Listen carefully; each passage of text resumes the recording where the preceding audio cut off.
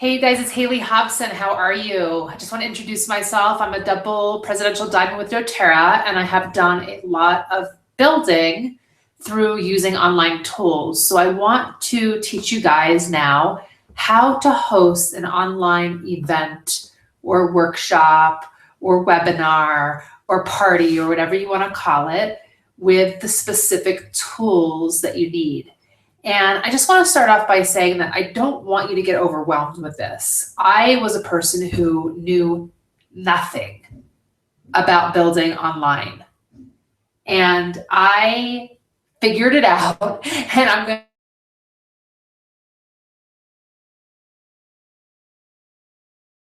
take notes, and you can totally make it happen.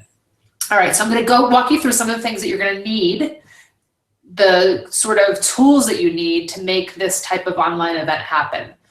Number one, you'll want to have, this isn't totally necessary, but you'll want to have some type of email autoresponder provider. And this is basically so that when people register for your event, you can actually have a sign up page and capture their email address so that later you'll be able to send them follow-up emails about the event, and then also give them the recording after, and even target market them after the event. All right, so some type of email autoresponder provider, and the ones that I like are MailChimp, Aweber, and the one that I use myself is Infusionsoft, which is a little bit bulky for some people in the beginning. So something like MailChimp or Aweber might be a little bit easier for you. All right.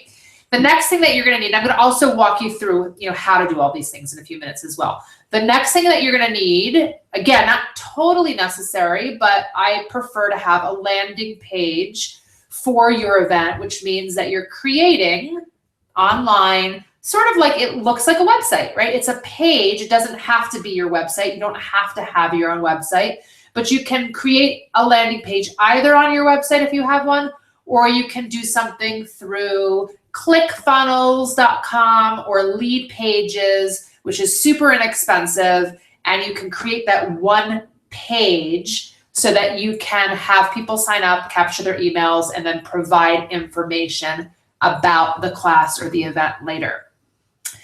The next thing, of course, that you're going to need is a catchy, attention-grabbing title for your event so that people actually want to come to it, right? And then Facebook, I think, is sort of a necessity. Like, everybody's using Facebook these days. Facebook is the highest used platform online, social media platform online. I think the statistics are crazy, like 1.3 billion people on Facebook these days. So you definitely want to have a Facebook account. You could have either a personal page or a professional, it doesn't really matter. I prefer to actually have both, but you definitely will want to create an event on Facebook, and I'll walk you through that later.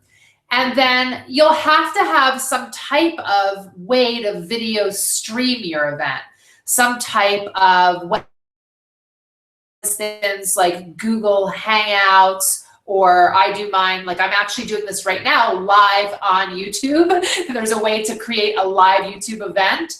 Or there are other webinar platforms like GoToWebinar, GoToMeeting, etc. And we'll talk about those later. All right. And then, of course, you need your guests. So it'll be through the title that you're catching them with, and through the invitation and the RSVPs and your own promotion, you'll have guests sign up. All right. So now we're going to go through the process of each of those things that I talked about.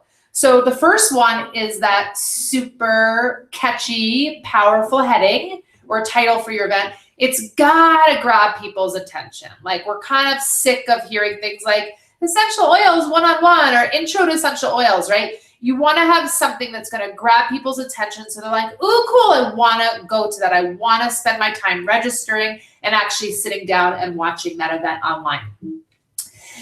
Now, you're going to create the description, and it's got to be fulfilling, and it's got to describe the event that you're hosting and have a why in it that gets people to want to sign up. Like, why will they benefit by attending your event? What are the reasons why they're going to spend that 30 minutes or 45 minutes or an hour sitting down in front of their computer. What are they going to take back from it? What are they going to learn? So in addition to the title of the event, you want to have a really fulfilling description of the event, describing it. And you want to make it abundantly clear how they can sign up. The date, the time, the location, which is online, which means you're going to be giving them a link.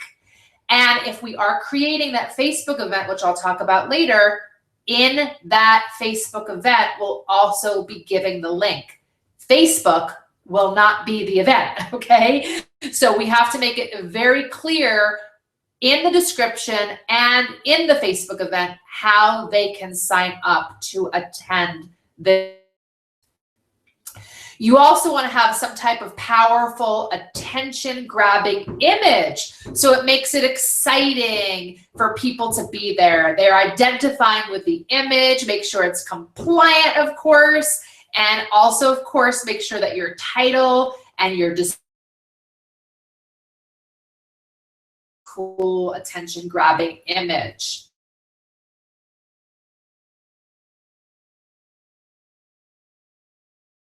If you have a website, you'll have a page on your website, right? A landing page on your website. And if you don't have a website, no worries. You can either just create a one page on WordPress, or you can go to something, like I said, like ClickFunnels or Lead Pages, and you can sign up to use their service, and it looks like a website page. It's a URL, all right? And this is where you're going to be. It's basically the registration page. This is where people are going to go online. You're going to give them that website address, that URL, and they are going to sign up for that event. And that is where your catchy heading, your brief description, the dates, the times, and the bullet points of why they should attend the event are going.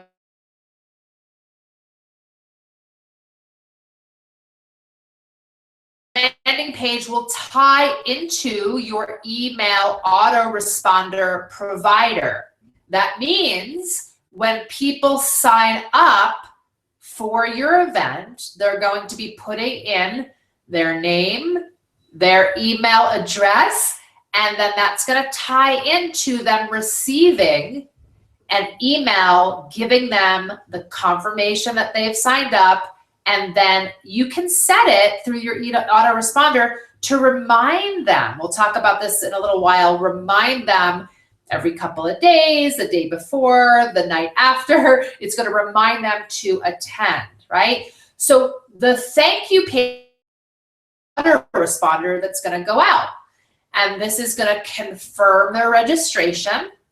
And it's going to tell the people who signed up the place and the time, and it's going to remind them to place that time in their calendar and check their emails for updates. Now, some processes like GoToWebinar, they actually do the autoresponder for you.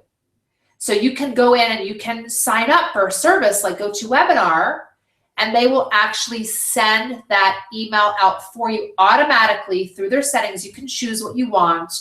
A thank you registration email confirmation, a reminder 2 days before the event, a day before the event, 30 minutes before the event, whatever you want, right? If you're not using a service like that and you're using something like I use, like YouTube or Google Hangouts or something like that, then you're going to have to create the autoresponder through your email service, right? Like I said, through Infusionsoft, that's how I do it. And if you're using MailChimp or Aweber or one of those other ones, you're going to create that autoresponder series. And you'll get the list from the people that sign up through the landing page, all right? So you're going to have to pick how you want to host your class. And this is what I was just talking about, like what's going to be your technology of choice? Where or what URL address are you going to be giving people? Because that URL, you're going to have to grab, you're going to have to give people, and they're going to have to use to log in and view the event, right? So in your autoresponder, you're going to set up the following emails. the registration confirmation, letting them know they have registered and how to access the event. They're going to get that URL from you. You definitely want them getting reminder emails, reminding them why they're coming, what value you're providing, why they absolutely must attend. And again, you're going to provide that URL link to attend the event. You also want to probably have a reminder like 2 days before, just in case they registered a couple of weeks ago, the night before, just like it's jogging their memory, an hour before, they might be on their phone or their computer. Oh my gosh, I better be ready in an hour. And then that URL link is going to be an email after the event, thanking them for coming, highlighting what was covered, and including a replay if there was one. And that's where you can get techie in or not. You could just give the link to the replay, or you could have them sign up to get the replay. But typically, if they're already signed up, you don't need to have them sign up again, right? But if you were gonna post it on your social media or something like that, or in a newsletter, and it was gonna go out to a whole bunch of people that had not yet signed up, you may want to have another registration page for the replay. All right, then after the event,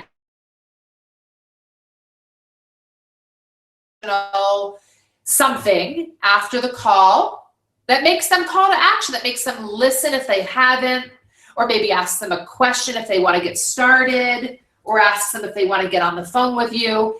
Make sure that you also have that list of people so that you can engage with them in future newsletters. You want to continue to be engaged with the audience of people that is interested in hearing from you, right? And now the infrastructure is set up, but you still need or should have a Facebook page.